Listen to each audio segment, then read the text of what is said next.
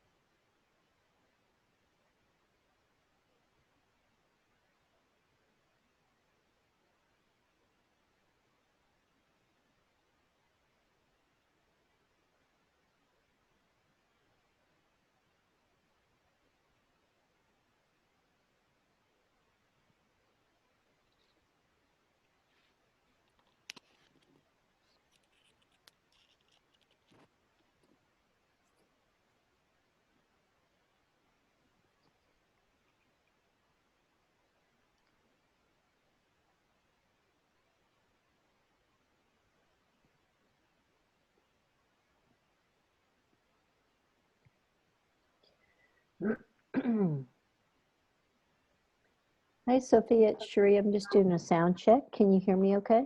Yes, ma'am, I can. Thank you so much for supporting us tonight with chairing our meeting. I appreciate that. Thank you. No problem. Last minute is always fun.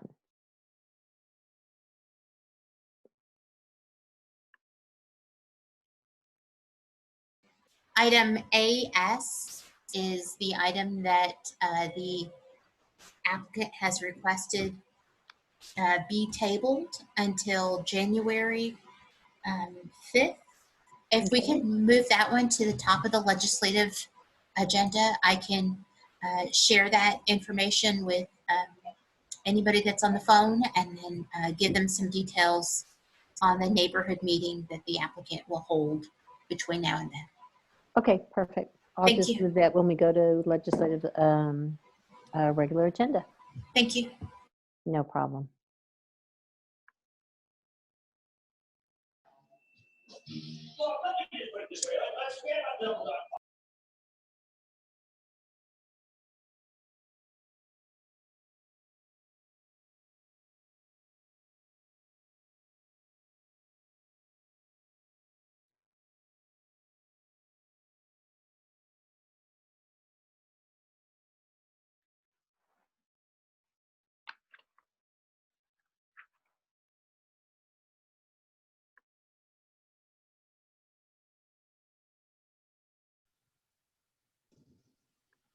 This is a test. This is Jerry McCully. I've been having some audio problems with some other meetings using my laptop. Can anybody hear me? I can hear you Mike? fine, Jerry. Okay, I can hear you all too. That's great. Okay, I'm going to mute.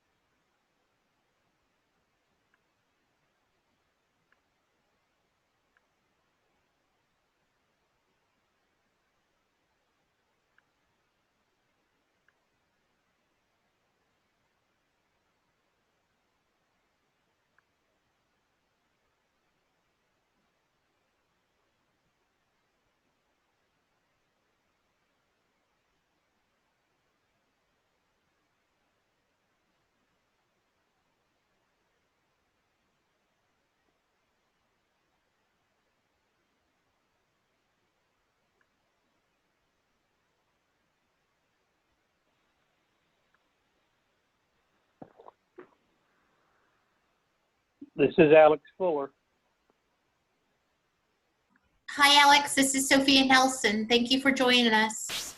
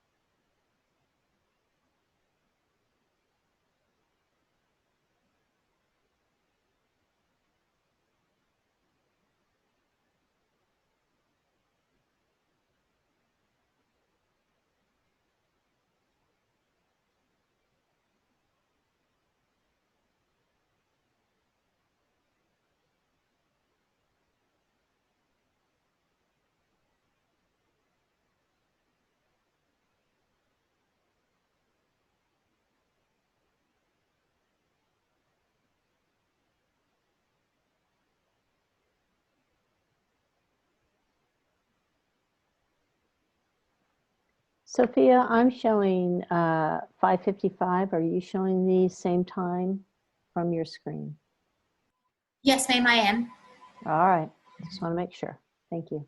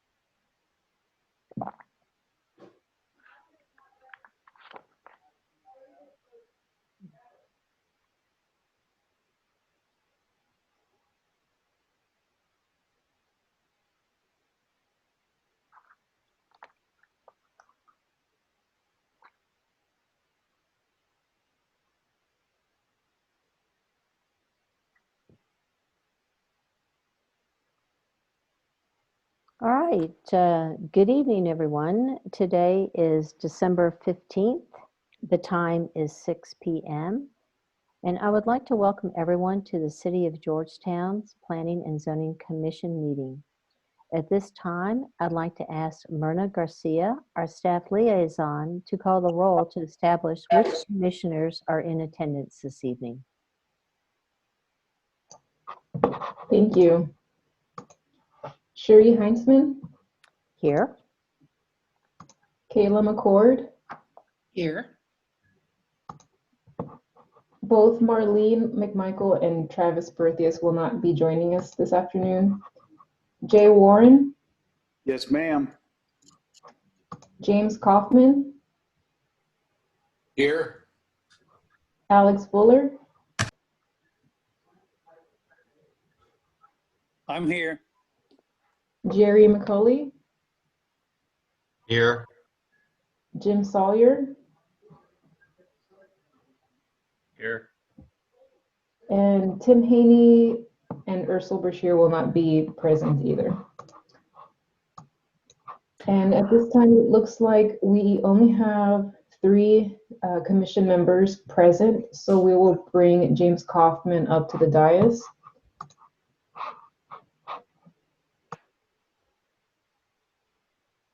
Okay. So we now have a quorum, correct? Yes, we do.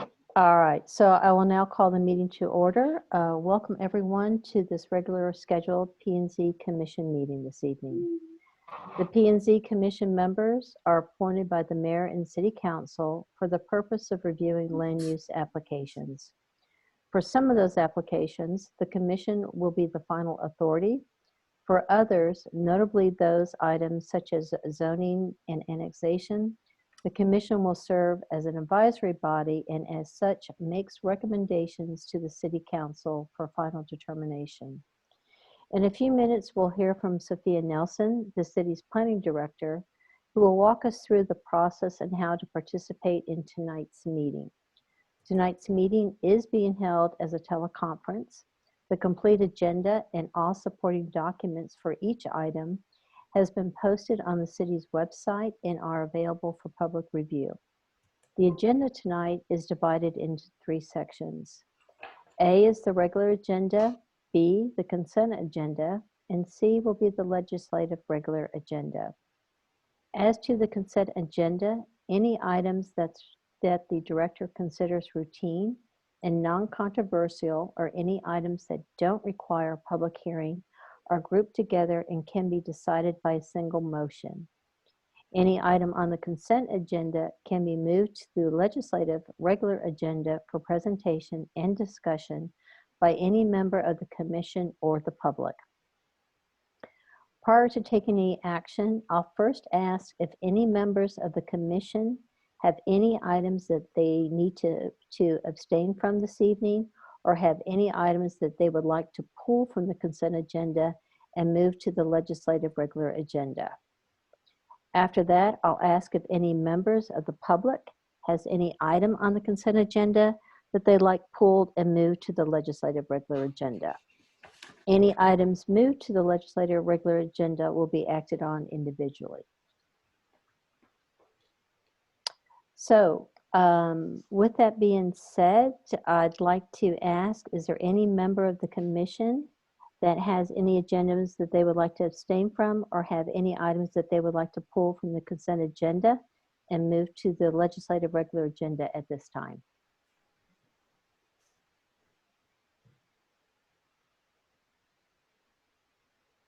Okay. Is there any member of the public? Is there any item on the consent agenda that you would like to see pulled and moved to the legislative regular agenda?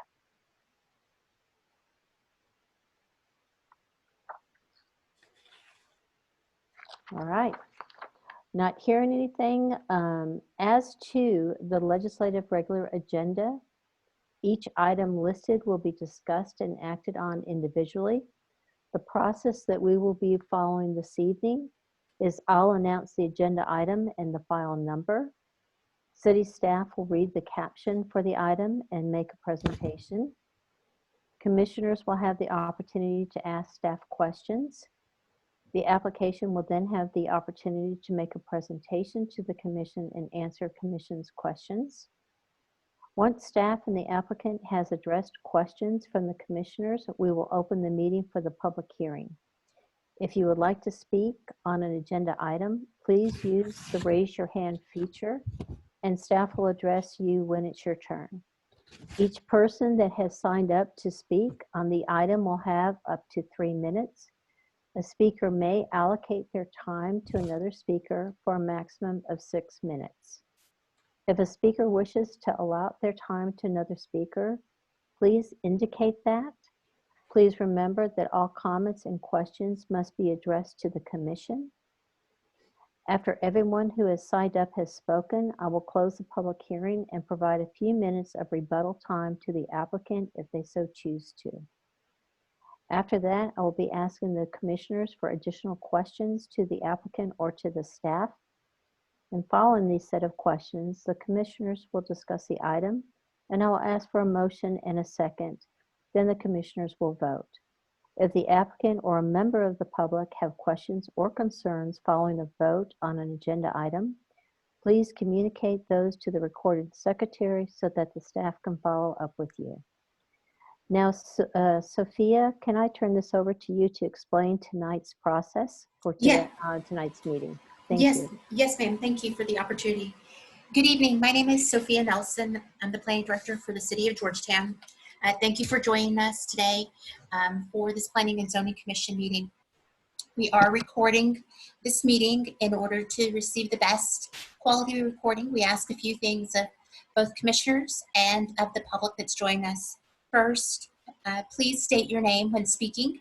This will help us take accurate minutes and understand and give the audience as a whole the opportunity to understand who's speaking on a given item. Second, please mute yourself until you are going to speak. This will help us preserve the sound quality of the meeting as much as possible. Commissioners, if you have any technical difficulties during this meeting, please call me. I will put my telephone number in the chat for your use, and we will break until all commissioners are back after those technical difficulties are resolved. From a public comment standpoint, the chair did announce options and procedures for public comment. Just as a reminder, that when the chair opens public comment on an item, we will start first with any hands raised. Then we will move to anybody that is on the phone. And then we will proceed on to read any comments that have been submitted to the recording secretary. If you have any questions at all, commissioners or public, you can reach me via the chat, and I'll do my best to help resolve those issues in the background. Thank you very much. All right, thank you so much, Sophia. Now let's move to the regular consent agenda. Are there any items, again, that the commission would like to pull to the legislative regular agenda this evening?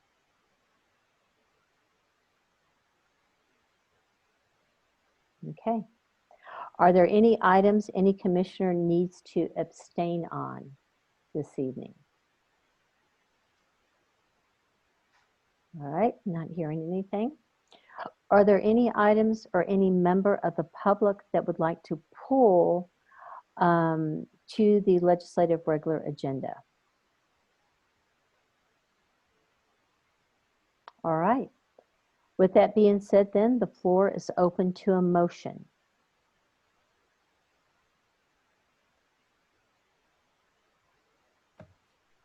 This is Commissioner Kaufman. I move that we approve the statutory consent agenda as presented tonight. Thank you, Commissioner Kaufman. Do I hear a second? This This is, is Jay. I'll second. go ahead. Thank you, Jay. I appreciate that. Myrna, would you call a roll, please, or call for a vote? Sheree Heinzman, Yes. Kayla McCord, Yes. Jay Warren, Yes, ma'am. James Kaufman. Yes. All right. Great. All right. With that being said, I think we are now moving to the legislative regular agenda. And I believe, Sophia, that we have one agenda item that the applicant is asked that we are pulling this evening. Is that correct? Yes, if I can explain, it's item AS. I'm asking to move to the top of the agenda. The applicant has requested that comment and action on this item be tabled specifically to the January 5th Planning and Zoning Commission. This will allow for public outreach and a neighborhood meeting. If there are any persons here on the meeting that would like to attend that public meeting, I will put the information in the chat. I have done my best to reach out to everybody that has submitted public comment with that information. But in order to do that, Chair, the commission does need to make a specific motion to table action on item AS to specifically the January 5th Planning and Zoning Commission meeting. All right, do I hear a motion from the commission to table this item to the January 5th commissioners meeting? Is that correct, Sophia? January 5th Planning and Zoning Commission, yes. Yes, Okay. ma'am. This All is right. Jay. This is Jay. I move that we table AS until the January 5th meeting. Thank you, Jay. Do I hear a second? Kayla McCord, I second the motion. Thank you, Kayla. All right, Myrna, can you take a roll, please? Sheree Heinzman, Yes. Kayla McCord, Yes. Jay Warren, Yes, ma'am. and James Kaufman. Yes. All right, great, thank you. All right, this moves us to item A0. Public hearing and possible action on a request for a zoning map amendment to rezone 25.093 acres, being all of Lot 1, Shadow Canyon Commercial Section 3, and a portion of Lot 1, Shadow Canyon Commercial Section 2, from the high-density multifamily MF2 and general commercial C3 districts to the low-density multifamily MF1 district for the property generally located at 2801 West University Avenue. Andrea, do you have a presentation ready? Yes, ma'am, I do. Thank you. Can everybody see my screen right now? Yes, we can. Okay, perfect. Well, thank you, Commissioner. As stated, my name is Andreina Davila. I'm the current planning manager here with the city. And the item that's before you tonight is a zoning map amendment request to rezone approximately just a little bit over 25 acres from the high-density multifamily and the general commercial zoning districts to the low-density multifamily zoning district. The property that's under consideration for tonight's item is located on the south side of West University Avenue, just west of its intersection with River Terrace Drive. And to give you a little bit more of a reference, it's approximately just a little bit over 2.5 miles west from the intersection of University Avenue and the I-35 interchange. And so when looking here at the aerial map, as you can see, this property is currently undeveloped, and it is surrounded primarily by undeveloped property. Towards the east and the south, you see here that it's the formerly known as the Shadow Canyon neighborhood. I believe that now it's called the River Terrace, and that it's currently under construction. And it does actually, part of it does abut the subject property that's under consideration today. And then if we move clockwise towards the west portion of the property, you have a lot of undeveloped land that's in the ETJ. You do have some smaller tracts that have along 29 University Avenue that have been developed. And then to the north, you have a part of the quarry activity. And so this property is located within a mixed density neighborhood future land use destination. And as you can see, it is primarily surrounded as well as by this category, with the exception of the property to the north, which is within our mining future land use category because of the quarry functions that actually are occurring on that property. And so when we look at the mixed density neighborhood future land use category, this is really that category that promotes and really encourages a mix of different housing types, also with ranging of different densities for that residential. And so it is envisioned to be able to support not just your traditional single family residential neighborhood, but also support other residential types such as duplexes, townhomes, and even potentially some really low density multifamily development up to that maximum density of 14 dwelling units per acre.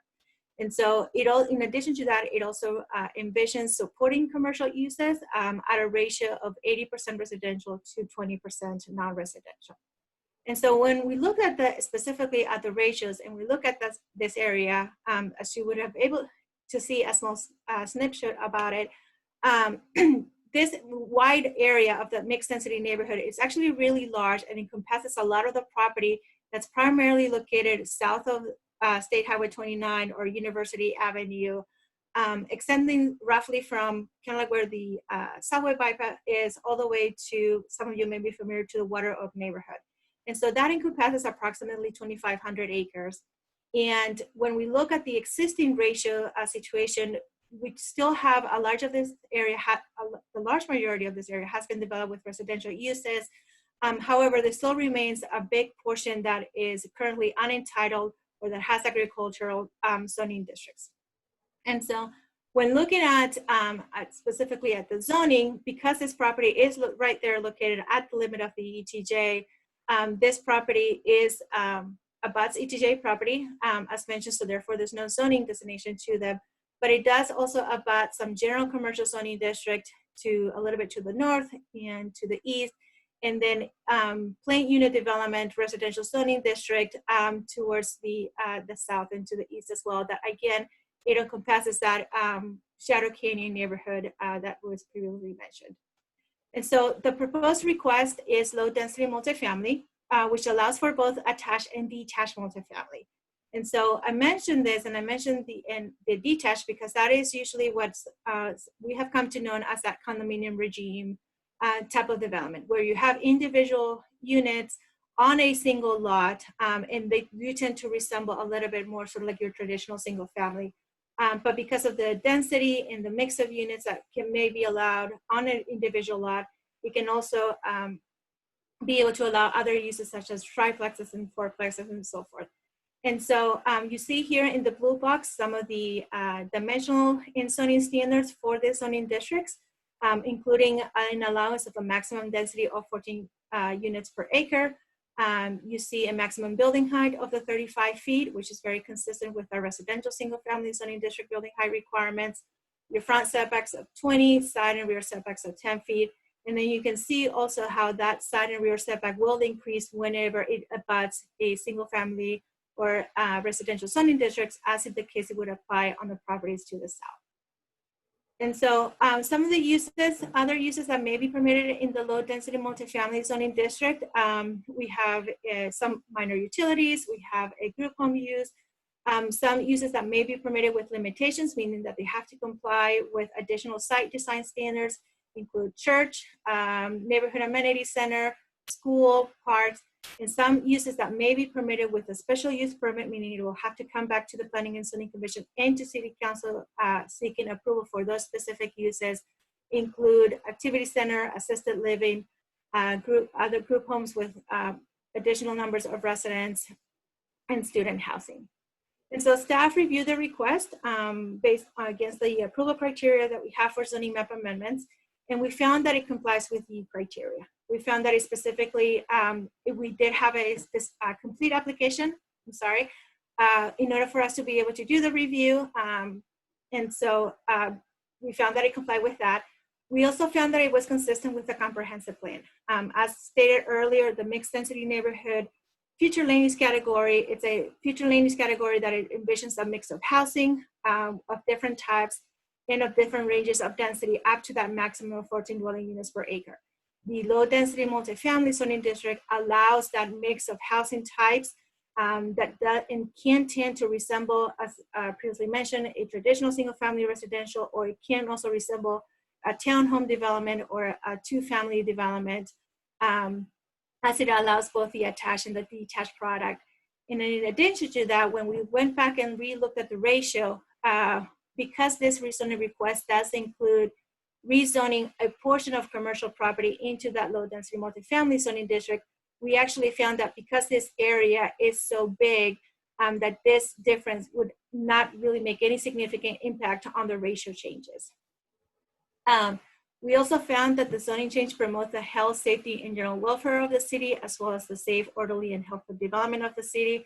As you may recall, this property abuts an area that is entitled and is currently developed as your traditional single-family residential. And you have some of that general commercial zoning district along 29, which is a major arterial. Our C3 zoning district is our most intense zoning district that allows for really intense commercial uses. And so by rezoning this property into that low density multifamily zoning district, it provides for a better transition of uses, going from your heavy commercial uses along the 29 to this multifamily development to later the single family residential development. We also found that it is compatible with the present zoning and conforming uses of nearby property and the character of the neighborhood. As mentioned, not only is this low density multifamily zoning district provide for that transition in zoning districts and uses, but it is also a zoning district that's found to be able to be appropriate both next to that general commercial zoning district as well as a single family residential zoning district due to the similarity in characters and development that the two districts have. And we also found that the property is suitable to be able to accommodate all the uses that are permitted in the low density multifamily zoning district, taking into account the size of the property and then for it to be able to be developed in compliance with all the zoning standards. 33 property owners within a 300-foot buffer were notified, as well as notice was placed on the newspaper and signs were posted on the property. To date, staff received one public comment in opposition to the request. However, I do want to mention that this request had originally come to the Planning and Zoning Commission before, where it only proposed to rezone a portion of the commercial property. The multifamily property was not included at that time. When that rezoning was scheduled for Planning and Zoning Commission, we had received 7 comments in opposition, which were also included in your packet for reference. However, as mentioned, that request was pulled. The applicant revised his request to now also include that multifamily portion. And so for that revised request, we received one public comment in opposition. And so in summary, this is a zoning map amendment request to rezone 25 acres from the high density multifamily and the general commercial zoning districts to the low density multifamily zoning district. The applicant is available and present and has a presentation that we'd like to provide to you, but that concludes my presentation. I'll be happy to answer any questions. Okay, real quick, Adriana, I just want to verify. I just received a notice that the applicant for this particular action has requested that this item be tabled until the January 5th Planning and Zoning meeting. Is that correct? I don't believe so. My understanding is that that item was for item AS. Okay, Myrna, Yes. could you please confirm that back to me? I'm noting it for AO. Was it for AS and not for AO? Yes, it's for item AS, which got pulled up, and we had that as the first item. Okay, no problem. I just noticed a little typo on the email that was sent to me. So just wanted to clarify that. Thank you very much, Adriana. Are there any questions by the commission? Or would the applicant like to make a presentation at this time? Yes, Jordan Maddox from Half Associates in Austin. I've got a few slides I'd like to share with the commission and the public, if you do not mind. Nice to see you, Jordan. Nice to see you as well. Can everybody see my screen? In a moment. Yes, we can. Coming up. All right. As Andreina said, the project Shadow Canyon is being requested for the rezoning tonight. Just want to walk you through briefly the history of the site. The landowner is also the developer who is intending to build the project, has owned this property for over 15 years. The original zoning for the MF2 and the C3 and the residential took place in 2004. He has taken steps to plat the property and prepare it for development. Was the one that sold the property to the Riverview developer to begin that project in 2018. As you can see, the land that is intended for the rezoning is a majority of the land that the developer owns. and it totals about 25 acres that would be developed in this multifamily low density style around the residential and C3. We would retain 4 acres of commercial to keep a neighborhood commercial use along that area along 29, but provide a better buffer between the residential. As you can see, a little bit of commercial context outside of this area, the City of Georgetown's long-range plans and current zoning map have identified certain areas for commercial zoning that would make this 10 acres a little bit more appropriate at a smaller scale.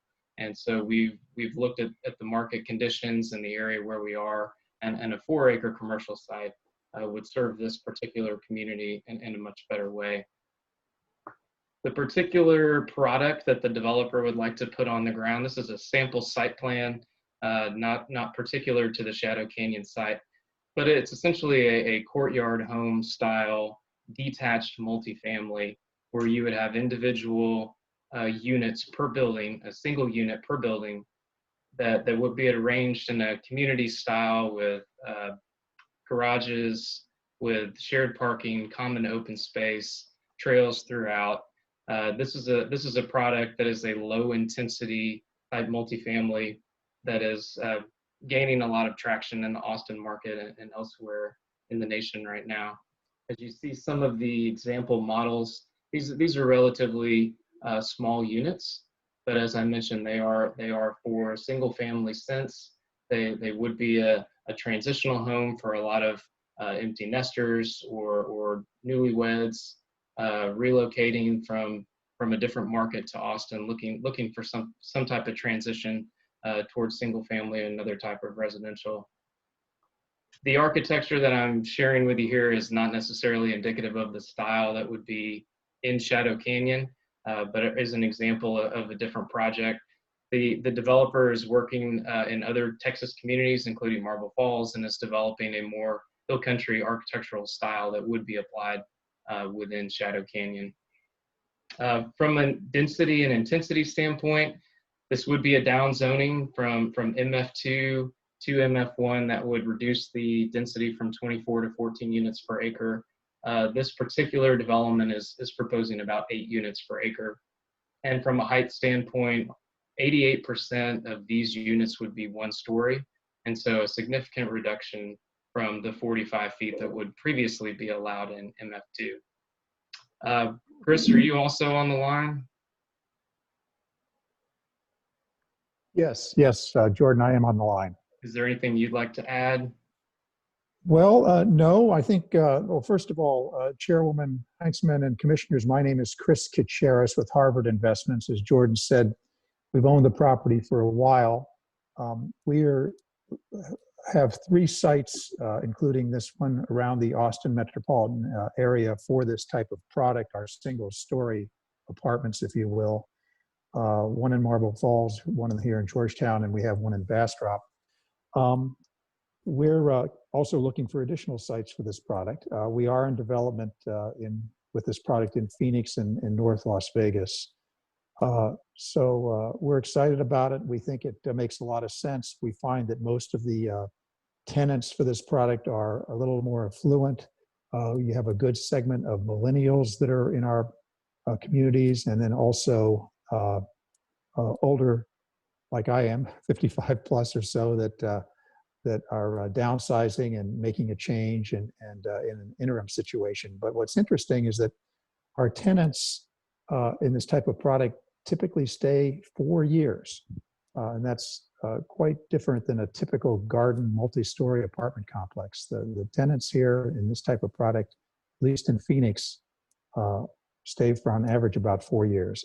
But thank you for considering our application, and Jordan can answer any of the detailed questions. All right, thank you so much. Appreciate the clarification on this project. At this time, are there any questions from the commission to either Jordan or the developer?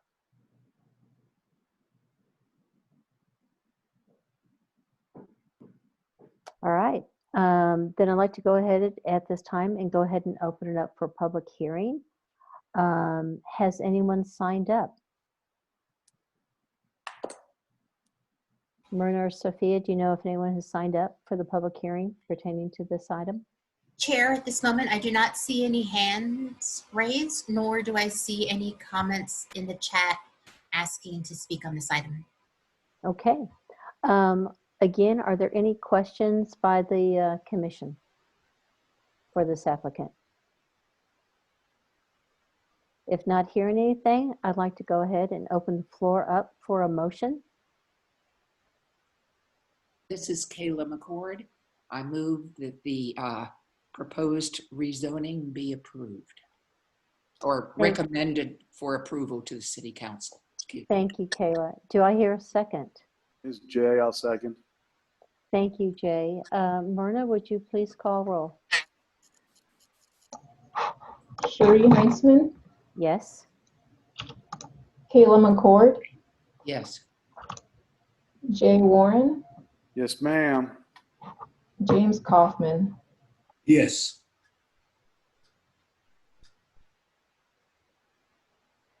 All right. Thank you so much. I believe that leads us to item AP. Is that correct?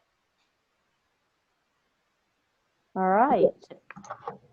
Item AP, this is a public hearing and possible action on a request for a zoning map amendment to rezone 13 acres out of the Joseph Robinson Survey, abstract number 545, from the agriculture zoning district to the low density multifamily MF1 zoning district for the property generally located at 3225 Westinghouse, 2020-22-REZ. Ethan, I believe you have a presentation. Yes, ma'am. Thank you very much. Thank you, Ethan. The property we are going to be discussing this evening is about 13 acres located on Westinghouse Road between FM 1460 and the toll road. You'll see on the map, it's pretty close to the intersection of Maple Street, which is a collector road that will eventually run all the way down from University down here to Southeast Georgetown. And we are about a mile east of Westinghouse Road and 1460. That can help you get your bearings there. The property is located right in the middle of an area we have seen many development requests for over the past few years, and especially the past few months. You will see the Fairhaven neighborhood that you may know as the Casper Pud to the north and to the east of the property. As you continue moving around clockwise, you will see the future realignment of Westinghouse Road. I'll speak to that here in a minute. A few weeks ago, we considered the Patterson Ranch subdivision. And last year, we considered that zoning to the northeast. Run to the southeast of the property, you will see the Gateway College Prep High School. There are also some sports practice facilities located there as well. To the south, you'll see the Vizcaya neighborhood, which is an age-restricted subdivision, somewhat similar to Sun City, located within the city of Round Rock jurisdiction. And then, of course, to the west, you'll be familiar with our discussions recently on the Bridgehaven and Mariquin neighborhoods, as well as the West Haven neighborhood, which was developed some years ago. Currently, the property is zoned ag, but is completely surrounded by residential single-family zoning. And the Bridgehaven neighborhood, which received its zoning most recently out of the surrounding area, does have a neighborhood commercial parcel located at the front of their main road into the neighborhood, should I say. And in general, the future land use designation for the entire area we're dealing with today is mixed density neighborhood. Although this is located quite close to the intersection of the future realignment of Westinghouse Road and Southwestern Boulevard, which is designated as a community center. And that mixed density neighborhood category is where we really intend on providing smaller lot single family homes, as well as different styles of low density multifamily development where appropriate. This could look like, your typical 5,500 square foot single family lots with carefully placed townhome or duplex style products at the fronts of neighborhoods, near parks, schools, and that sort of thing. This future land use designation does support a density of about 5.1 to 14 dwelling units an acre. Typically, a residential single-family zoning district will get you between the 5 and 8 dwelling unit acre range. And if you would like to get it up to the 8 to 14 dwelling unit per acre range, you are looking at requesting a multifamily zoning, or at the very least, some sort of townhome or duplex style zone. The community center, just for reference, since we are so close to community center, this is a location where 14 dwelling unit developments with a density of 14 dwelling units and up are located. And these are where you expect to see some neighborhood serving commercial areas. Just for your reference. The zoning that the applicant is requesting tonight is our loaded C multifamily district. This zoning, like you just heard with Shadow Canyon, does allow for attached multifamily uses like you typically think of, whether that is an apartment or a townhome style product, but it also allows for a detached style use like you just saw, where you can have individual units in a condo style regime that more resemble a single family home. This does permit anywhere from 1 dwelling unit an acre to 14 dwelling units an acre. That fits right in there with our mixed density neighborhood target density. Typically the main concern when you see a multifamily district proposed next to a single family district is the compatibility of the uses. The multifamily district will, in this case, have a significantly more amount of units and more density than the single family district here. This property, if developed at the full 14 units an acre, which is somewhat rare to do, could produce up to 179, 180 units.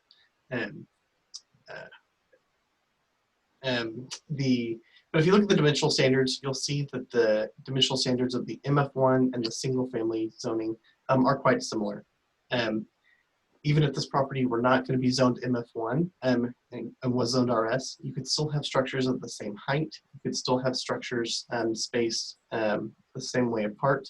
And even when you're talking about compatibility with the existing homes that are there in the future homes that will be built in Bridgehaven, you are looking at actually more buffer between this development and the adjacent development, with larger setbacks between multifamily and single family, and the landscaping and buffer yard standards as well. And our MF1 zoning district also comes along with our building design standards that prevent large expanses of blank walls next to single family homes, as well as our lighting standards that prevent obnoxious or nuisance lighting. For all these reasons, we've determined that this request fully complies with 4 of our approval criteria for rezoning and partially complies with 1. Of course, our first approval criteria, the application was complete.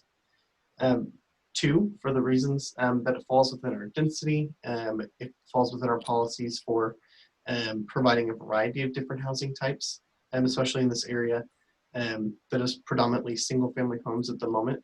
It complies with a comprehensive plan. And we also found that this promotes the health, safety, and welfare of the city. Typically a main concern in this part of town, because of the lack of unimproved roadways, is traffic. I did learn today that Williamson County is planning on starting construction of their expansion of Westinghouse Road in early 2020 for a 2022 completion date. That road will be a 6-lane major arterial road with a median.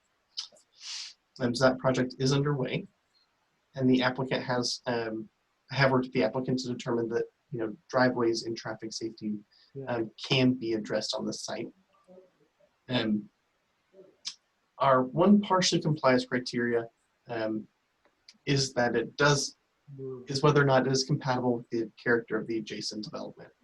Those standards I shared with you about the building height and setbacks and that sort of thing. Those are general parameters for development. Developer of this property could choose to develop in a way, that is that lower density single family condo regime or townhomes, and this being incredibly compatible with the adjacent development. But given the flexibility built into our zoning districts, it is just important to think about and to mention that, you know, there is the possibility that they can develop to the full 14 dwelling units an acre within those dimensional standards, although, and for some reason it not be compatible. Those dimensional standards are compatible. They are designed to be built next to the residential single family zoning district, but there is just that range of flexibility that we want to acknowledge. Lastly, the property is suitable. The property is currently used as a single family home. And so there's an existing home, stables, corral, and stock tank. There are no natural barriers or man-made barriers that would prohibit development of the property as a MF1 property. We did notify 37 property owners, and notice was posted on November 29th of this decade, 2020. But to date, we have received no written comments in favor or in opposition of the request. So in summary, this item does require a public hearing and is to consider possible action on a request to rezone 13 acres out of the Joseph Robertson survey, abstract number 545, in the agricultural zoning district to the Loden-C multifamily zoning district. I, of course, am available for questions, and the applicant does have a short presentation for you.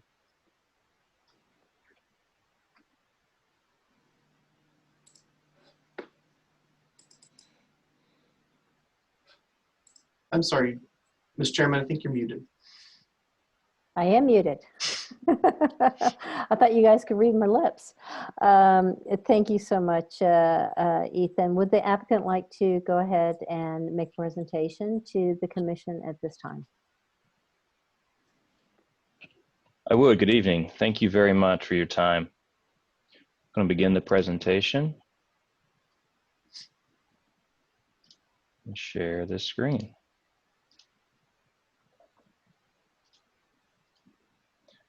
Promise to keep this brief this evening.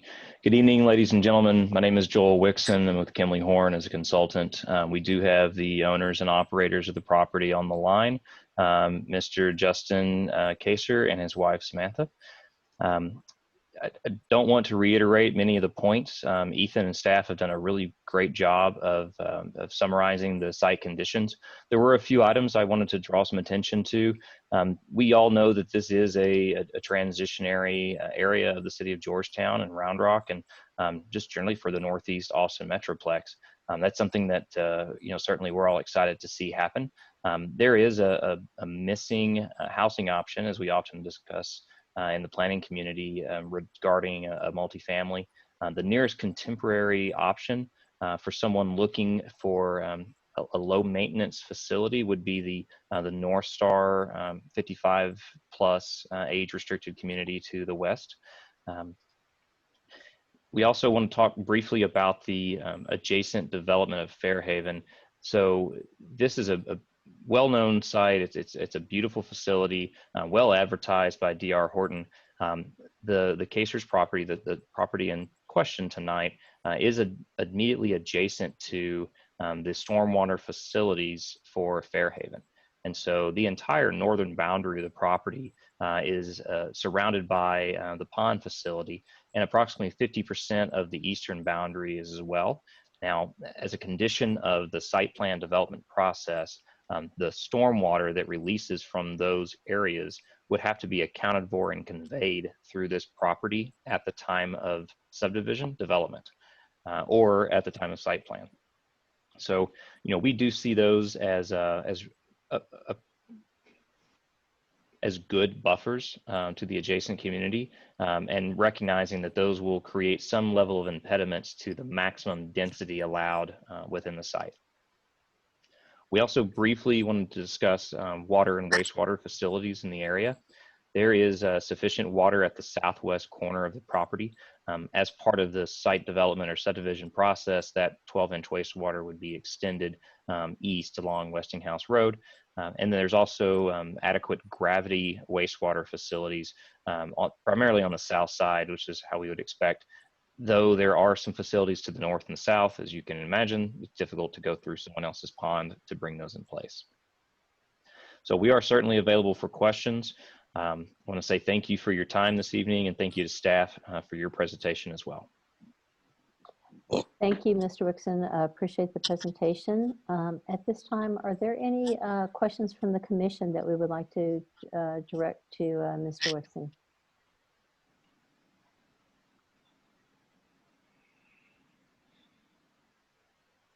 All right, at this time, I'd like to open to public hearing. Has anyone signed up to comment on this particular project? Chair, this is Sophia Nelson. I do not see any hands raised on Zoom, nor do I see any comments in the chat asking to speak. All right, well, with that being said, I'd like to go ahead and open up the floor for a motion.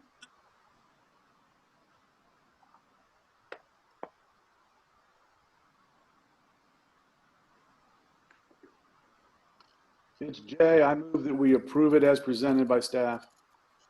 Thank you, Jay. Do I have a second?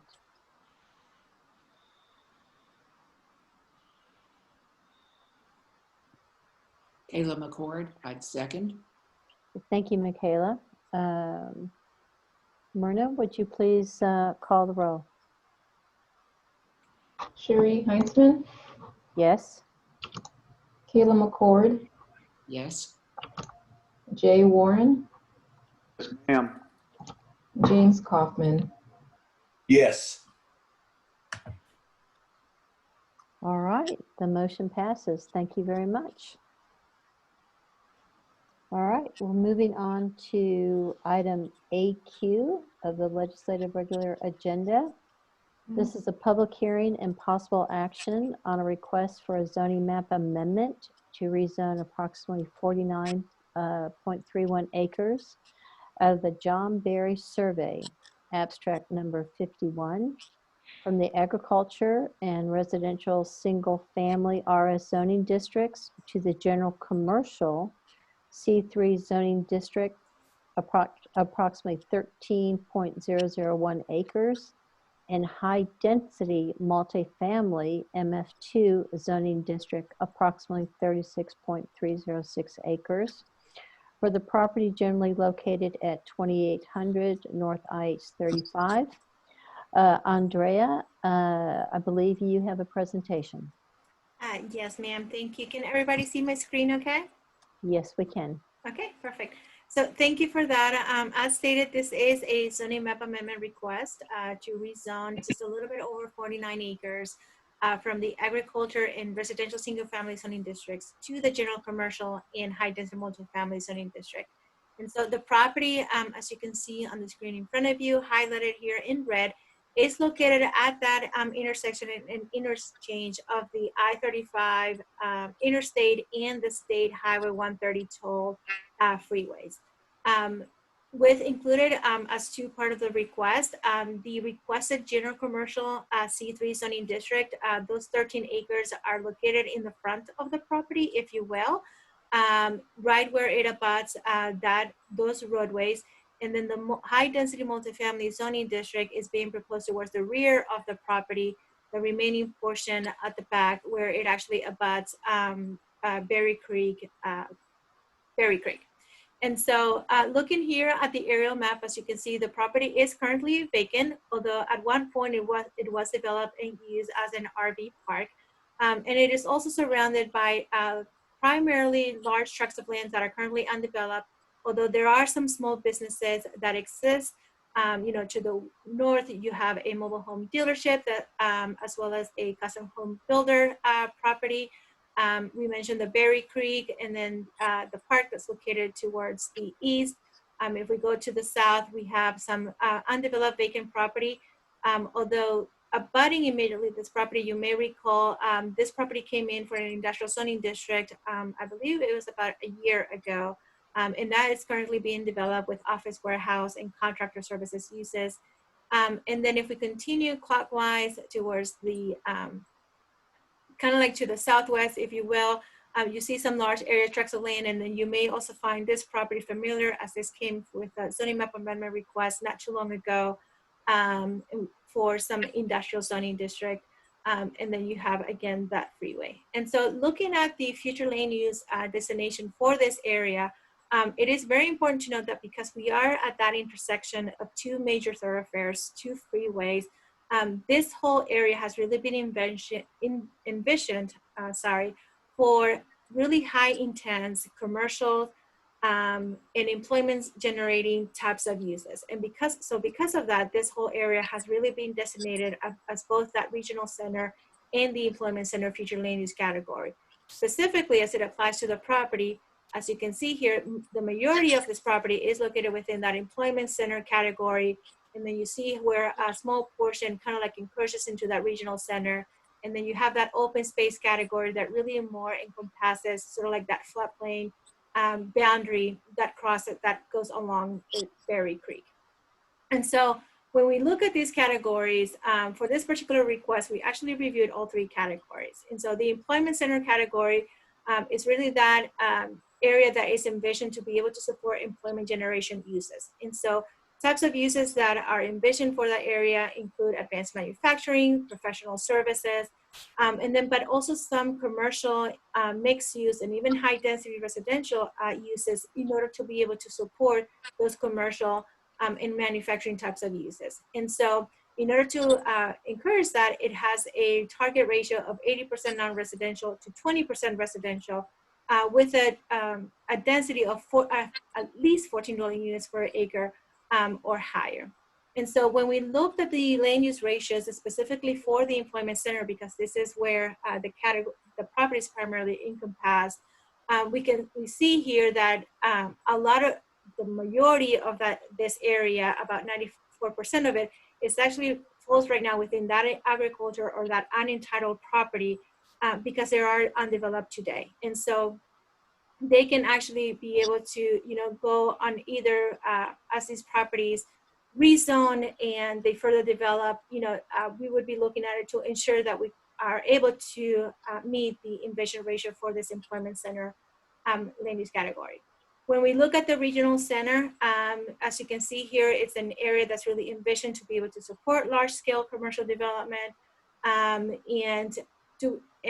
including such as large retailers, but also be able to accommodate some supporting uses such as restaurants, professional office, and again, that high density residential types of use. In this particular case, with a recommended ratio of 75% non-residential to 25% residential and a minimum density of 18 dwelling units per acre or more. And then we have the open space category, which as previously stated, it really is more primarily envisioned to be able to cover, protect natural, environmental, and sensitive areas, such as the floodplains and Berry Creek that crosses this property. And so looking at the zoning district, as mentioned, it is primarily surrounded by the agriculture zoning district. This agriculture district was established in 2006 when all this area was actually annexed and incorporated into the city limits. The RS zoning district that you see here that actually runs the length of Berry Creek was established when that property was annexed in the late 1980s, 1990s, and when that was actually the default zoning district category at that time. And so looking at the proposed zoning districts that request a zoning district for the property, the general commercial zoning district, as previously mentioned in the previous case, is really our most high intense commercial zoning district. Because it actually allows for really types of uses that maybe actually generate a large level of traffic, and therefore it's found to be appropriate when located along major corridors such as arterials and freeways. In the blue box, you can see here the dimensional standards of that zoning district with a maximum building height of 60 feet. You see the front setbacks of that zoning district, and then you can see here how it increases whenever that zoning district abuts residential zoning districts. Uses that may be permitted in the general commercial zoning district include car wash, fitness center, general retail, general office. We actually also recently updated our UDC to be able to allow other uses such as the office warehouse use with limitations to be consistent more with that employment center category. Other uses that may be permitted with limitations include community center, a data center, heliport kennel, and then some of the uses that will require approval of special use permit by the city council include the lumber yard, meat market, attached multifamily, and so forth. Looking at the high density multifamily zoning district, this is really our highest multifamily zoning district that we have. And it really primarily allows attached multifamily types of developments. And so this can include your traditional apartment type of development or other similar multifamily uses. And it has a maximum density of 24 dwelling units an acre.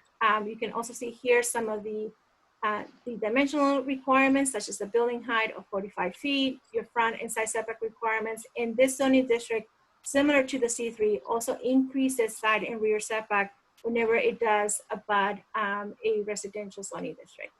And so some of the other uses that may be permitted in this zoning district include assisted living, nursing, orphanages. Uses that may be permitted with limitations include a church, golf course, park, school, utility uses. And then some of those uses that would require a special use permit include an activity center, bed and breakfast, student housing, and so forth. And so staff reviewed the criteria, the request based on against the approval criteria that we have for in the UDC for a zoning map amendment. And we found that it complies with the criteria. Specifically, we found that we had a complete application to be able to do a review and analysis. We also found that it is consistent with a comprehensive plan. As mentioned, the employment center future land use category it's a category that's envisioned to be able to support high intense employment generating type of uses in the commercial zoning as well as supporting high density residential zoning district. So the general commercial zoning district allows for those uses that are similar and that are envisioned by the employment center category. In the high density residential, the high density multifamily residential zoning district allows and can be used to support some of the supporting residential uses envisioned by that category. In addition, looking at the ratio, we've actually also found that should this zoning map amendment be approved, it brings this category closer in compliance with the ratio that it's envisioned for this area. As you can see here, both our non-residential as well as our residential ratios, percentages that we currently have would increase, bringing us closer to that recommended split. We also found that the zoning change promotes the health, safety, and general welfare of the city, as well as the safe, orderly, and healthful development of the city.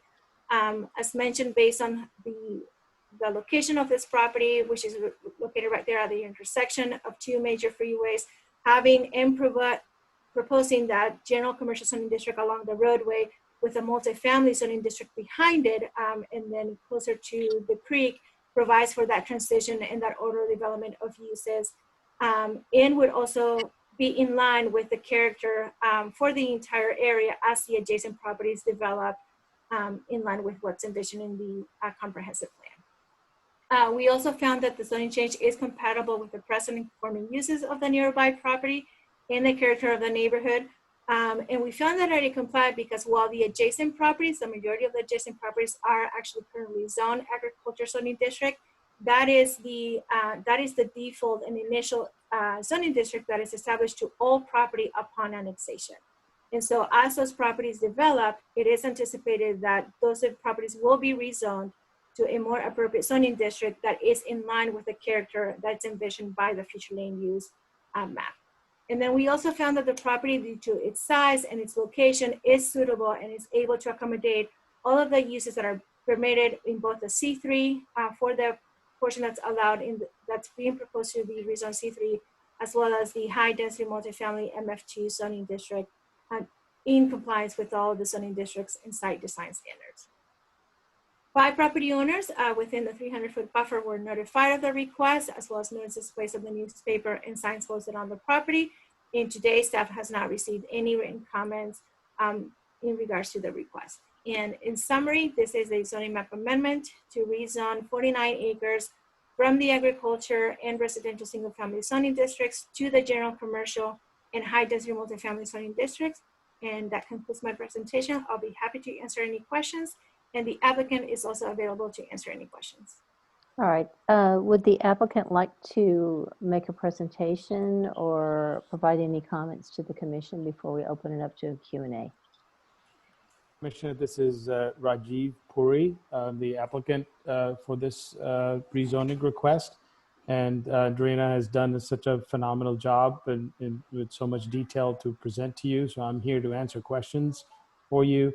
The only thing I would add to the presentation is that this property is very unique in the sense that it, on one side, it is at the intersection of two major highways between IH-35 and SH-130. But as you go back on this property, there's a large drop in topography and some beautiful old trees in the back closer to the creek area, which transition into next to the park. So it creates a very unique possibility and opportunity to bring in that higher density residential in the back and focusing on the commercial on the front side nearer to the highway. So I just wanted to add that. With that, I'm here to answer any questions. Thank you very much, Mr. Puri. Appreciate your comments. At this time, are there any questions by the commission that they would like to address to the applicant or to Adriana?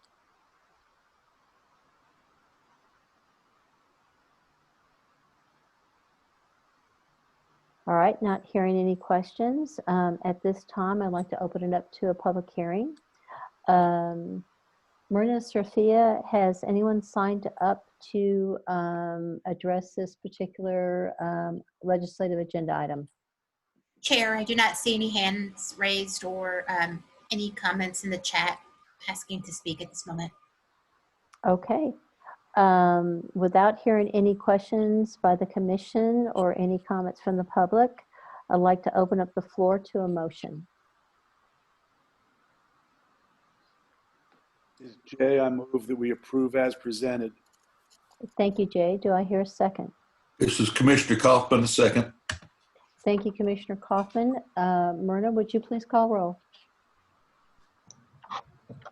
Cherie Heinzman, Yes. Kayla McCord, Yes. Jay Warren, Yes, ma'am. James Kaufman. Yes.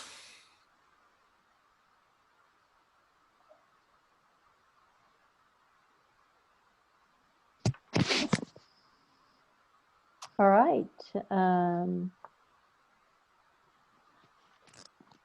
Let's move on to item AR. AR is public hearing and possible action on a request for a special use permit for the fuel cells specific use in the local commercial C1 zoning district for the property located at 301 Farm to Market 971, bearing the legal description of Lot 52, Block F, Parkview Estates, Section 9, to be known as the Parkview Market. I think it's 2020-1-SUP. Michael, do you have a presentation for us this evening? Yes. Can you see my screen? We can. Thank you. Thank you. Okay, so tonight's meeting is located, subject property is located at 301 FM 971. As you may recall, this property did come at our July 21st, 2020 meeting. That applicant did decide to withdraw the item and move forward.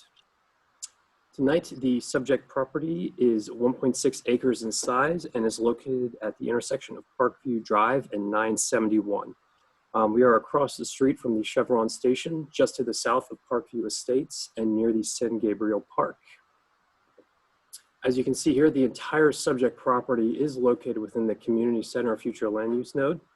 The desired future land use ratio for this area is 80% non-residential and 20% residential.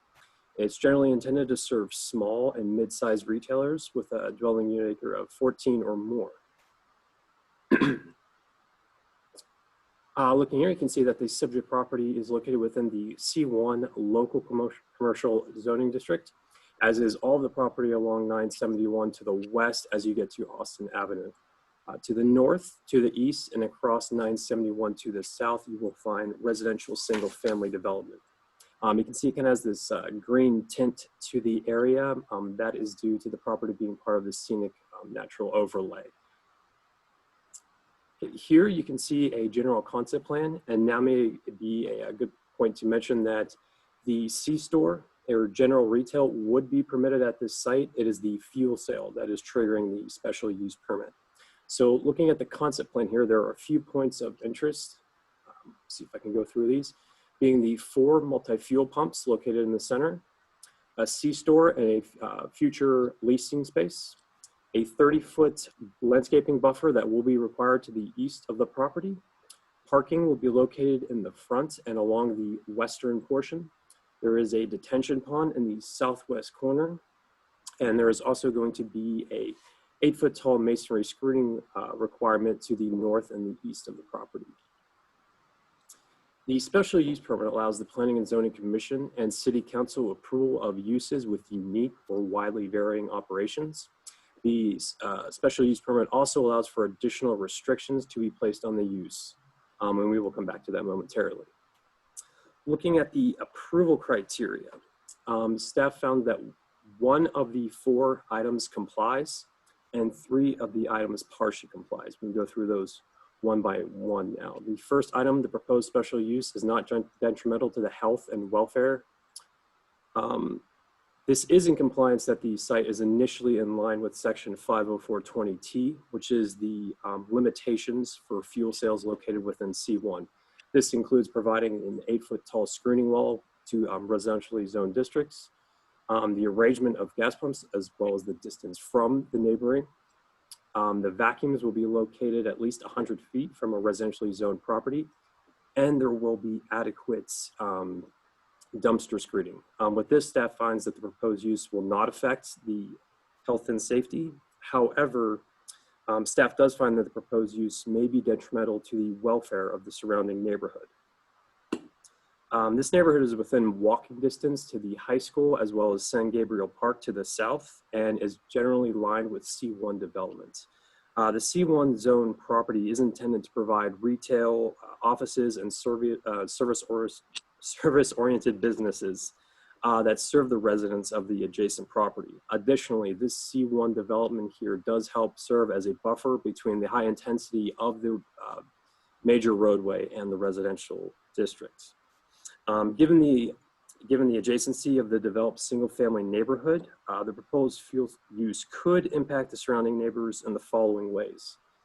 To begin with, 2 fuel sales here at the same location, this can create a larger intensity of commercial entrance surrounding a neighborhood than what was originally planned and designed for. And number 2, with 2 adjacent fuel stations, this could create a node that is more similar to a C3 general commercial development. This would be impacted by the adjacent single residence due to the lack of transition between the fuel cell and the residential neighborhood, as well as this could create a trend along 971 to have higher intensity development than originally planned for. Looking at the second criteria item, staff found also partially complies. The proposed conceptual site layout and circulation plan are designed harmonious with the character and surrounding area. The proposed site plan layout circulation is a mirror image of the Chevron station across the street, with the pump location having a C-store located on the northern property, as well as the landscaping. However, the intensity of the 2 fuel stations immediately adjacent to one another would not be harmonious with the low impact neighborhood character of the surrounding area and the envisioned character of the area. And as we saw on the zoning slide mentioned before, this area, 971, has been identified as a scenic corridor in the 2020 plan. The scenic corridors preserve rural, low intensity, natural environment that surrounds Georgetown. The priorities of these are to create a welcoming gateway that allows for a transition from rural and lower intensity development to those areas with higher intensity. Promotion of these areas includes prioritizing lower intensity uses along scenic corridors, excuse me, and also creating transition in uses and streetscaping within corridors that may have previously been identified as scenic but are starting to develop with more urban corridors.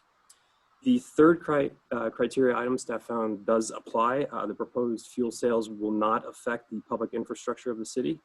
Along 971, there is already water and wastewater either to the site or directly adjacent.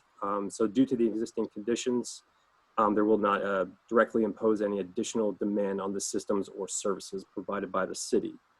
And the last criteria that we will be looking at refers to the proposed use to not negatively impact the existing uses in the area. To begin, there are some areas that, per the UDC, that are in compliance. As we mentioned before, there is going to be an 8-foot screening wall to the north and to the east. Shielded lighting fixtures on site will be limited to 15 feet in height. There's also going to be the foot candle intensity, which is the unit of measurement for lighting.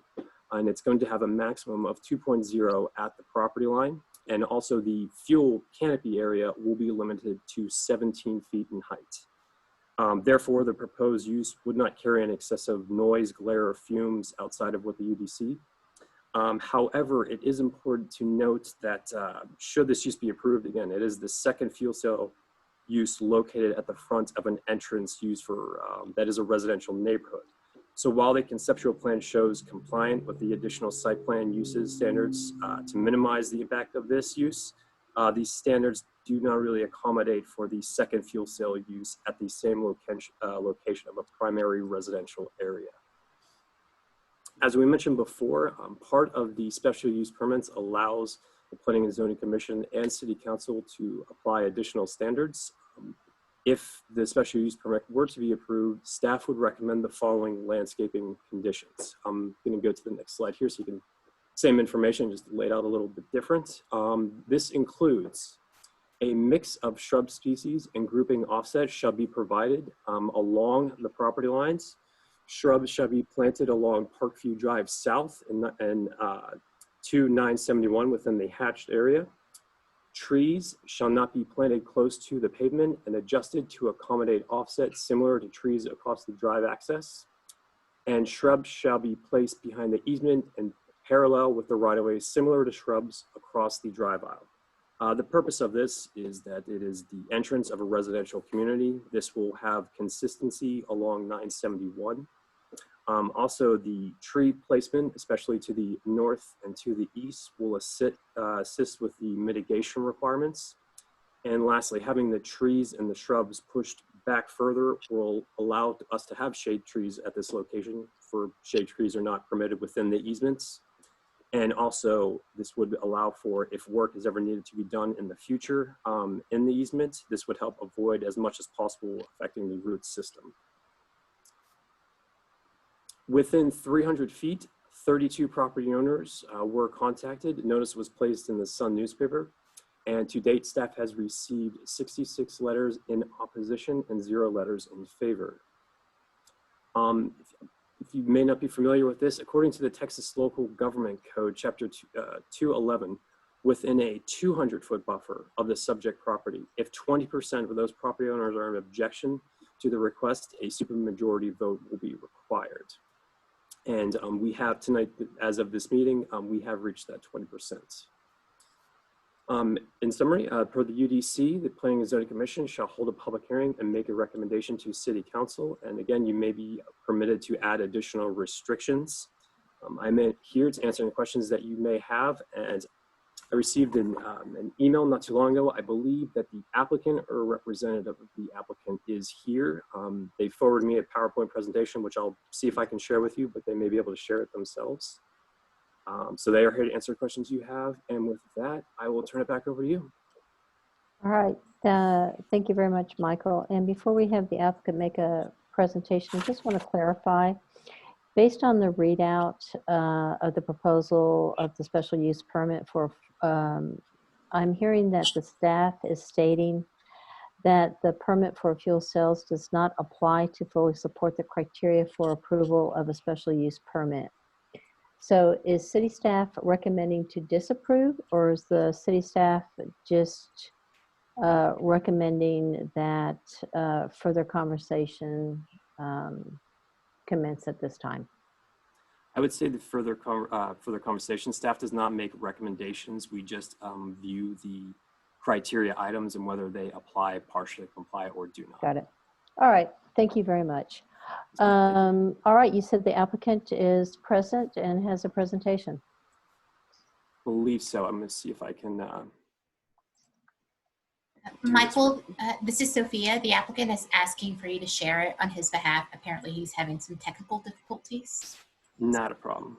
Let me see if I can. Please let me know if you can see PowerPoint presentation. Yes, we can. Okay. Good evening. This is Bill Gardner. How are you guys doing? Doing fine. And apologize. Could you repeat your name, please? This is Dale Gardner. Thank you, Dale. It's not moving forward. Oh, well, actually, I'm sorry, Michael. Can you? Thank you.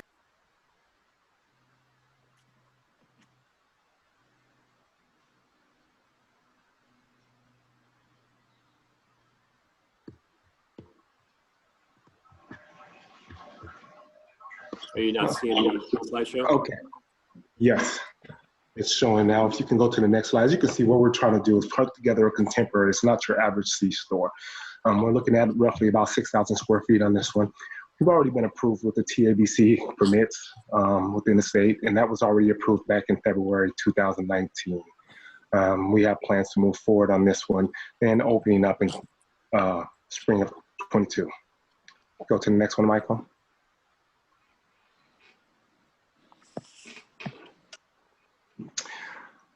As I noted before, we are not the typical C-store. So amenities for the neighborhood, this is going to be a good benefit for them. We're going to have opportunities for restaurants that's going to be within the location. Then also offering new and local national products.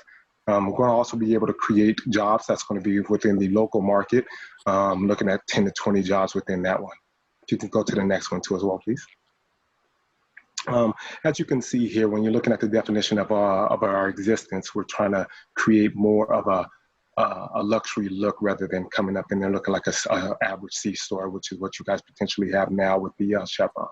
If you go to the next one, please. This is another scenario of when we're referencing the restaurants, how it's going to be looking within the side of the location. Next one. So currently, as you referenced earlier, Michael, right now we have the Chevron sitting over there on the side of the road. Right now, that is looking at a monopoly state. Right now, they are actually gouging out your pricing. Pricing is actually at 50 cents more a gallon compared to what it would be if you have the natural competition. As you can see here right now, the profits on that one is at $40,000 a month. And that's not something they want to give up for that matter. The Chevron owner spends thousands of dollars within, as you can see there, thousands of dollars to hire an outside party to try to gain the neighborhood support. So right now, when we're looking at that support that they're getting, it's just objectively coming due to the views of it being skewed. As I noted before, it's just a healthy competition opportunity for everyone, rather than having a monopoly. This gives them the opportunity to Excuse me, this doesn't have anything to do with planning and zoning. We're concerned about how it fits in with the CDC. The Correct. business plans and things I don't think are pertinent to this forum in this setting. Okay, if you can go to the next page.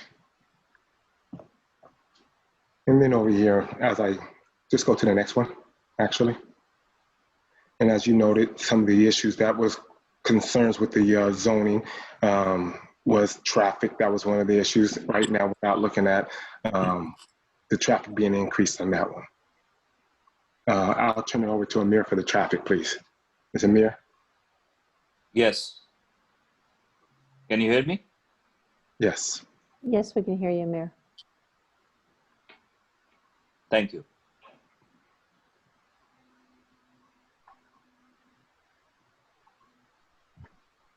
Do you have any comments, Amir?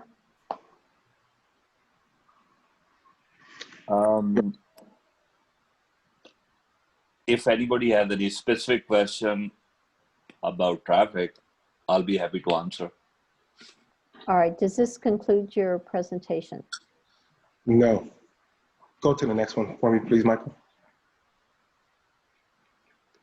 In reference to the crime problem, we have spent over $100,000 getting approvals to get this. Again, not P and Z related. That's not P and Z related. Let's keep it on task.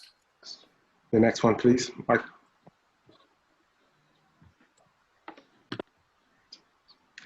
We need to have your support. We have tried to be good neighbors throughout this one, meeting with the HOA, and they're not willing to meet with us. So what we're proposing to do at this point now is potentially doing a hotel, because we have other clients that will be able to fund this one.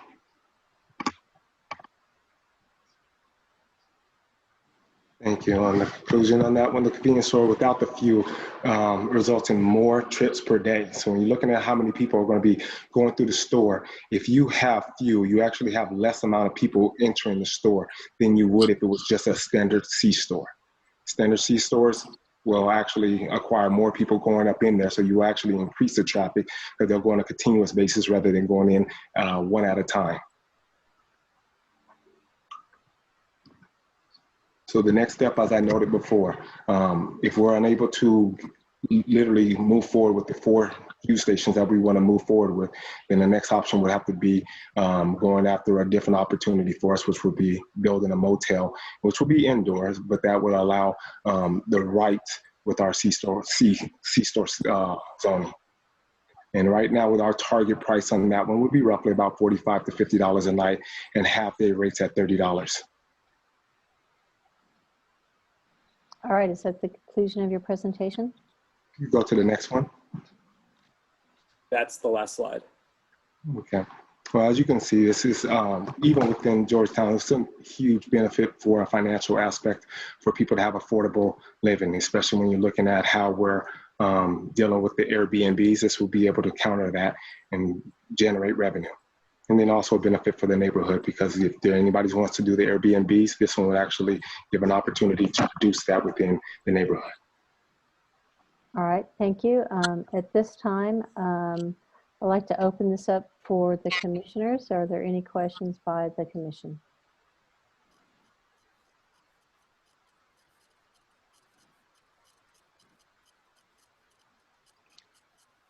All right, so at this time, I'd like to open it up to the public hearing. Myrna or Sophia, has anyone signed up to speak? Yes, ma'am. I do see 2 hands raised. We'll go first to Scott S. If you would like to unmute yourself, please. You Hi. have 3 minutes to speak. Yes, ma'am. Thank you. First of all, I'd like to commend Michael for an excellent analysis. Much of the things, many of the items that he brought up were exactly what we, the residents, had brought up. I'd also like to qualify that I'm speaking actually on behalf of 2 roles. One as a resident of Parkview Estates, and the other role is as of the president of the HOA. I'd also like to state for the record that there have been some untruths recently mentioned, more specifically with the no outside pressure comment, with the outside pressure. There has been no outside pressure that I'm aware of as the president and working with 35 different residents. I am unaware of any outside pressure that has come to bear on our decision as a neighborhood in the direction that we're going. The second untruth is we have met with representatives of this organization. We've met twice, in fact. Once was a casual, informal meeting with a vice president and myself of the HOA, and that was over coffee with their team. And the second one was with probably 15, 16, 18 of our residents in a driveway at a socially distanced meeting to address specific questions. So there are 2 untruths right up front. As far as Michael's presentation, yes, we agree with everything and the issues that have been presented. It's a concern of ours that this will create a node of traffic for the fueling into our neighborhood. And when you look at the perimeter of the proposed parcel for a fueling station, 50% of that parcel is bounded by residential area. We have neighbors on 50% of that side, and we already have a fueling station, which does support the neighborhood. And I will come back to our primary concern is that an additional station will, as Michael has alluded to, create additional traffic through the neighborhood on Parkview, and that has a downstream effect of having a safety issue in our neighborhood. And that will take away from the character of our little neighborhood and what we're trying to do as an association in keeping our Parkview Estates a quaint little neighborhood. We simply don't want the traffic which the second fueling station would bring. And that's really what I have to say at this point. Thank you for your time. Thank you. Sophia, do we have anyone else wishing to make a presentation to the commission? Yes, ma'am, we do. I believe it's Mike Blom. Did I say that right? Mike? Yeah, Mike Blom, that's right. Thank you. Thank you, folks, for the time this evening. I would just like to reiterate that we do see as a neighborhood that there would be a disruption to our neighborhood with this. And also, I would further kind of comment on, we did meet with the property owners, and we took this seriously. We met as a group and then met with the property owners. I thought it was a very respectful meeting. They did a presentation. We talked through some of the issues, and we met again as a neighborhood group after that, and again discussed the issues, and still came away feeling like this would be quite a disruption to our neighborhood. I am a bit taken back by mentioning that we didn't meet with them, because I thought it was a pretty enjoyable evening. I believe it was an October evening, a nice evening. We spent time in a driveway, socially distanced, and had good conversations. But I would like to just mention again that we do, as Michael has pointed out, as Scott has mentioned, that we do see this as a disruption to our neighborhood. And thank you again for your time. All right, thank you. Sophia, is there anyone else signed up to speak? Yes, it looks like we have a Suzanne that would like to speak. All right, Suzanne. And Suzanne, you have 3 minutes. Thank you. I'm one of the property owners on Rio Vista Drive in Parkview Estates. And I just wanted to also speak to this idea that we had some sort of Contact or pressure by anyone. We're just one of the property owners. Nobody has contacted us to give or to pressure us in any way, but we also would prefer not to have an additional gas station right at the entrance of our neighborhood. We see that as an issue with potential of disruption of the neighborhood, of litter, of traffic, etc. So I just wanted to speak to those things. All right, thank you very much, Susan. Sophia, is there any other speakers? And no, ma'am, I see no other hands raised unless somebody, would like to speak. It looks like I do not see anybody unmuting themselves, and there are no additional hands raised at the moment. All right, then at this time. I did want to ask Scott. Hello. I'm sorry, Sophia, is there someone who would like to talk? This is Amr Gilani. Yes. If you could just have one person, hold on, if we could just have one person at a time. Sophia, if you could acknowledge the next speaker. Yes, if it does appear that it's the applicant who's wanting to speak, and Chair, I would defer to you on whether you'd like to extend additional time to that applicant, given they have already had a presentation. Outside of the applicant, there is a Jill H. that just raised their hand asking to speak on this item. All right, let's continue with the public comments. Let's go with Jill, please. Thank you very much. My name is Jill Holmes, Jill and Jay Holmes here. We don't have really anything new to add, but we just want to remain or show support of what our HOA president and other residents have addressed this evening. Okay, Thank you, Jill. Sophia, are there any other comments as pertains to the public hearing? From a public hearing, no, it does not appear to have any, just the applicant raising their hand to speak. All right, the applicant has already made a presentation. However, we will give you the floor briefly to make any comments. Amir, if you want to go ahead and speak first.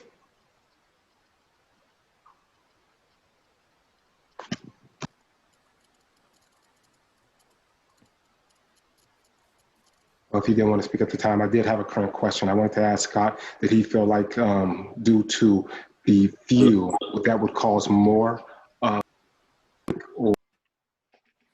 I'm sorry, you're breaking up. Go ahead, Amir. Yeah, hi, this is Amir Gilani. I would like to just present some traffic numbers. The proposed building is 2,400 square feet. If there is if there are fueling pumps with that, it will bring 1,500 vehicles.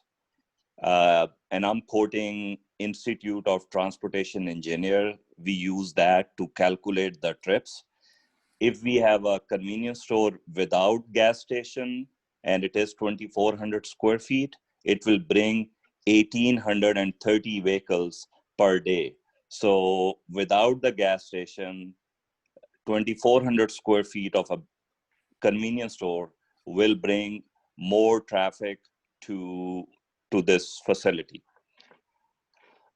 Based on my study, I collected existing traffic pattern, existing traffic data, and based on that, most of the traffic will come from FM 971.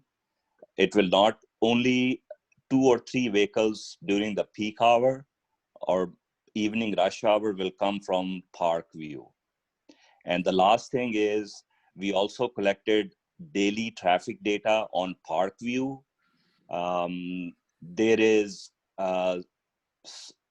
more traffic going north and less traffic is coming south. So there is an existing cut-through traffic problem on Parkview.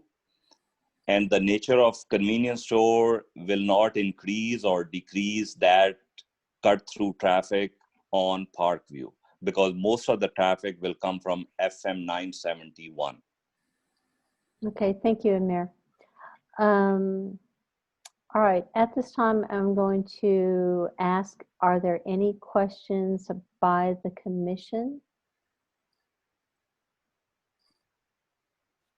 Sherry, this is Kayla McCord. Hi, Kayla. I do not have a question, but are you looking for comments? I am looking for comments, and then I'd like to open the floor to a motion. Okay. I just wanted to support the point that Commissioner Warren has already made, yes, that this is a land use issue. And the Planning and Zoning Commission has no authority, no jurisdiction outside that particular issue. And Farm to Market 971 is part of a scenic corridor. And I believe that this would create, as staff pointed out this possibility, that this would create an excessively intense commercial node where it simply isn't appropriate. And I just thought it might be a good idea to re-raise the point that Jay had already made. We are talking about suitability of land uses. Thank you. Thank you. Excellent point. Marie? Yes. This is Jay, and I'd like to add, if I can, a couple of things. So the presentation, a lot of things outside of our purview. Something I did not approve of was the veiled threat that if we don't give them the SUP, then they'll turn it into a flop house motel. And that threat was heard loud and clear. So I'm going to move that we deny this SUP and don't want to have any business to do with these people.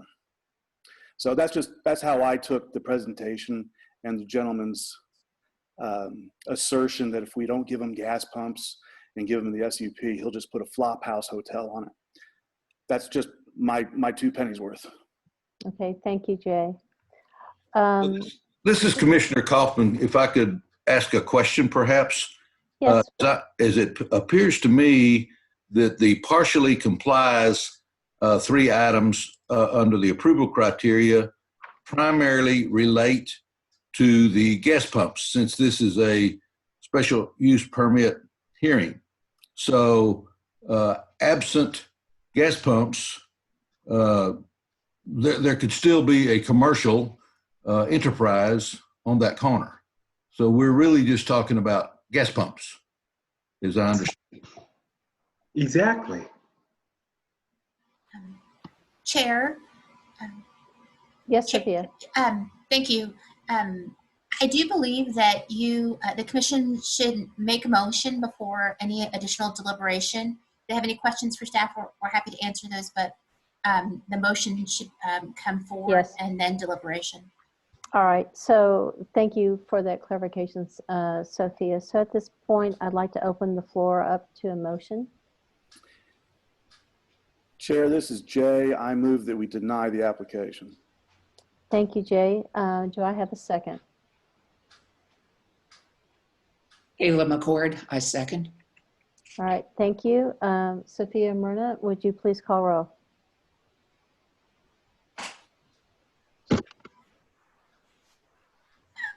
Myrna, are you on the line that you can take the roll, please? Yes. Sherry Heinzman, No. Kayla McCord,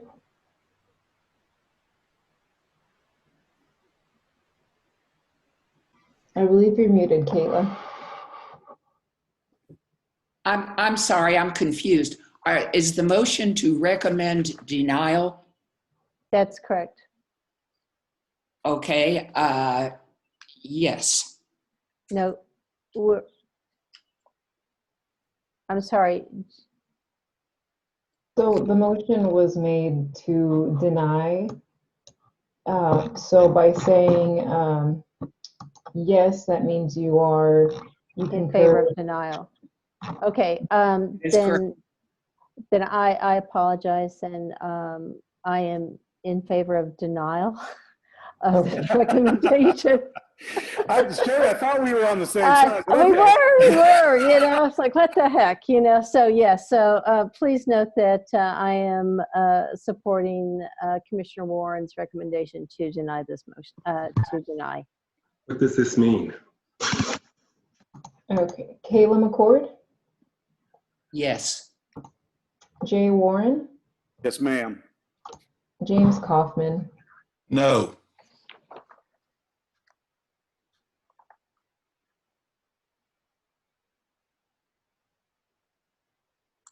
All right, so with that being said, I believe that this motion has been denied. What does this mean? May I ask a question, Ms. Chairman? Yes, Kayla. It was my understanding it was going to require a supermajority to approve this, even if the motion had been to approve. Would that be correct? That is correct. So, Sophia, did we, with one dissent, then we do not have supermajority? Please correct me, and I think Andrena is unmuting herself here as well. Do you want to go ahead, Andrena? Okay. Sure, not a problem. I'd be happy to address that. So the supermajority vote is only required at the city council level. It's because the Planning and Zoning Commission is only making a recommendation. This request can still move forward to the city council. It just means that it will require a supermajority vote at the city council now for 2 reasons. One, because of the number in opposition, but also because the Planning and Zoning Commission has recommended our denial. So in order to approve the request at the city council, a supermajority vote will be required. Okay. Thank you. I apologize for the confusion. Okay, Not a problem. All right, thank you. All right, Sophia, I believe that concludes the legislative regular agenda. Is that correct? Yes, it does. Since AS, you moved that to the top of the agenda, we're now at AT for any updates. And the only updates I have are just a announcement and expression of gratitude for this commission for the time that you've put in this year. This is our last meeting of the year, and you all have given so much. And from the staff team to the commissioners, thank you. We appreciate you, and we are so grateful for all that you do for this city in your service. So thank you. Well, Sophia, we greatly appreciate all the effort that you and your staff has put into supporting the commission this past year. So thank you very much from all of us to you and your team. Any other updates as it pertains to board and commission meetings that we No, want ma'am. to present? Okay. No. All right. Are there any questions or comments from the our alternate members about the actions matters considered on this agenda this evening? Okay. Another wonderful evening. Thank you very much. That was very educational. All right. I'd like to go ahead and open the floor for a motion to adjourn. It's Jay. I move we adjourn. Thank you, Jay. Do I hear a second?